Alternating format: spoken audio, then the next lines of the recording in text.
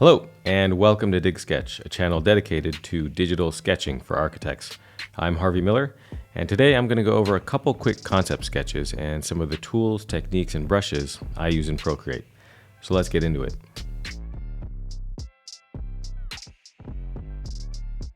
So I'm starting with just a 3D image here. This is a basic massing model. It's really just a couple shapes extruded in plan. We haven't thought much about the roof forms yet or the overall experience. But so the first thing I want to do is set it up for iterations. And we'll do that using Page Assist. So let's turn on Page Assist. And you see we only have one page here. It's that one layer. And that this image is set to be our background layer. So as I create new layers, I can sketch top of this. I'll give this some opacity to make it darker. And as I create new layers, I could create more iterations. And we'll be able to cycle through these iterations. So let's get rid of that. We'll try a soft pencil. And so I want to start with some of the considerations that may help inform the design. I know that this is a south-facing facade. The sun is generally over on this side. So we want shading, protection on this side. Also, I know that residential is in this direction. So, on privacy. I know the entrances are generally going to be in this location. We have our circulation spine through the middle.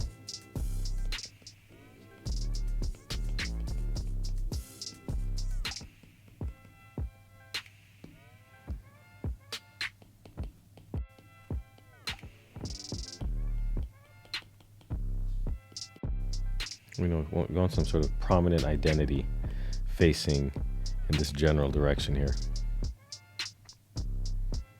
So given those loose considerations, I'll start to sketch out some ideas.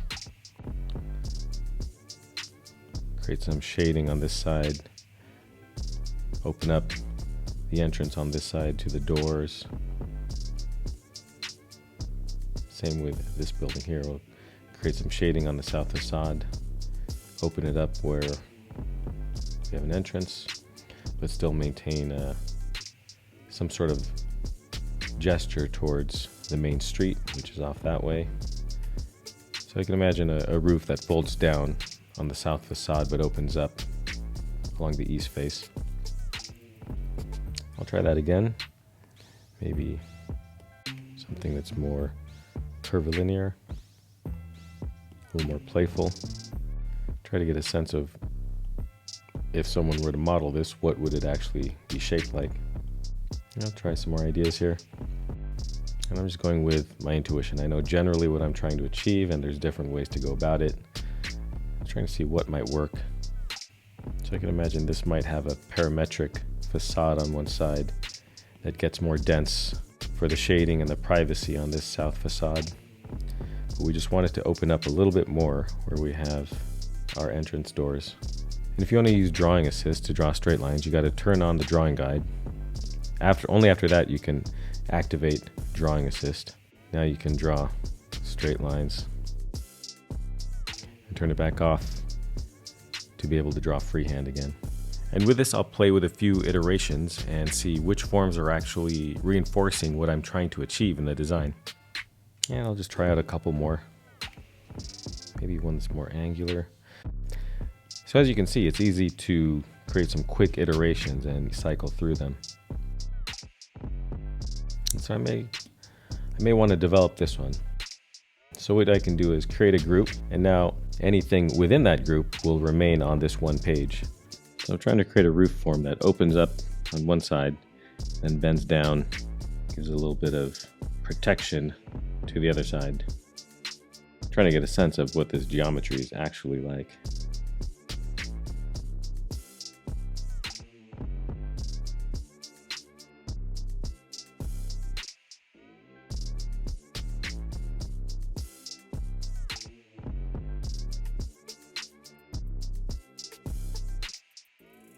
So once I have a loose idea, you can play with some tricks in Procreate. So one thing you can do is take a custom pattern. This is one, it's just a series of simple ellipses I've repeated to create my own custom brush in Procreate. And I'll start with the freeform tool. Make sure it's big enough to cover the overall geometry. And I'm just going to focus on this face of the geometry here, which twists and folds. So we'll use the warp tool, and you can use the warp tool as is, or if you use this advanced mesh, it gives you a little more control. So as you can see, the pattern is starting to bend, and I'll just try to do my best to make it follow the key portions of the geometry. Here it's going to start to twist out and wrap over the top. And this just takes some getting used to. You just got to play around with this thing. Once I generally have the shape I want, I'm just going to cut out the piece I need. I'll use the select tool, go to freehand, and I'll mask it. And what I'll do to make it stand out a little more, if it's not bright enough, you can just duplicate the layer. And you see it gets brighter. And then I'll just merge those layers together. And now if I want to give a little shading to this, I'll just give it a mask again. And I'll take my soft brush. And I can start to just darken certain portions to give it a little more of a rounded effect. I'm just gonna try to wrap this portion of the roof, get it in the right area. Again, I'll just try warp without the advanced mesh. It's a simpler shape. Let's take the selection tool, make sure it's on freehand. Just trace over the part that I want to keep. I'll make that a mask. And again, I'll just duplicate that to make it a little brighter. Merge all those together. Again, I'll make a mask and then just use my soft brush to darken a few areas. I'm actually just painting with a soft brush with black over the mask, and it's not actually painting black, it's just masking some of that pattern. And I'll do the same thing for this inner side of the roof form. So again, just make a new layer. Again, I'll do the same thing here. Let's try to just paint that portion. Take my pattern. See, I'll try this out here. Let's take that and try to warp that shape. Oh, that might be good enough. Yeah, let me try that out. Take my mask. Again, just take part that I want to keep. I could just brush away parts I don't need or parts that I want to darken.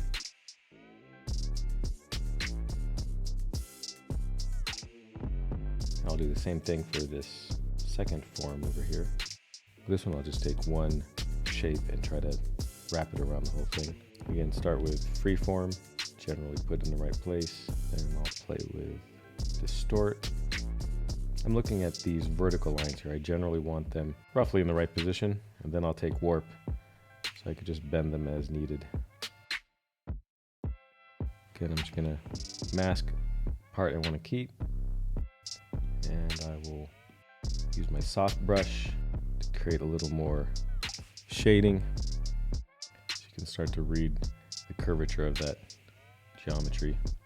And I can go back and just emphasize some of the lines I want to keep. Notice I'm moving the drawing to fit what's comfortable for my hand. When I'm trying to sketch long, broad strokes, my elbow is more like the fulcrum point, and I keep my hand pretty steady so that you get long, sweeping curves. It's better than trying to use your wrist. With the major geometries in place, you can try to sketch out the glazing. Add some horizontal lines for the ground plane. Add some trees. I just want my trees to be, loose background trees. Then I'll add some people. Create a quick overall reflection using copy all and paste. Smear that and then brush out some of the edges. Then I'll bring in some of that blue sky from the original background 3D massing model image. Add some color to the trees with my marker brush. And then with assisted drawing, draw some straight blue lines for the water. It's again with my marker brush. Give it some opacity. And then to give it more of a vignette kind of look, darken some of the edges with a black marker and fade it out a bit. And I can go back and just add a little bit of tone to these roof geometries. Just fill that with a white mask and then give it a little bit of shading once again. Same with the background roof form. Add a little bit of white, just brush it in. Adjust the grid size so it's roughly the size of the text that I want. I'll use that as a guide for my annotations. And I'll often do my text notes on different layers so I can move them around as required after I write them.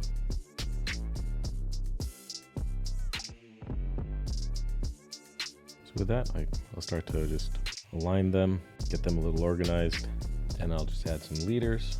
Generally try to keep things parallel. One other thing we can add, take our light pen, turn on the drawing assist. It's an easy way to make a fountain.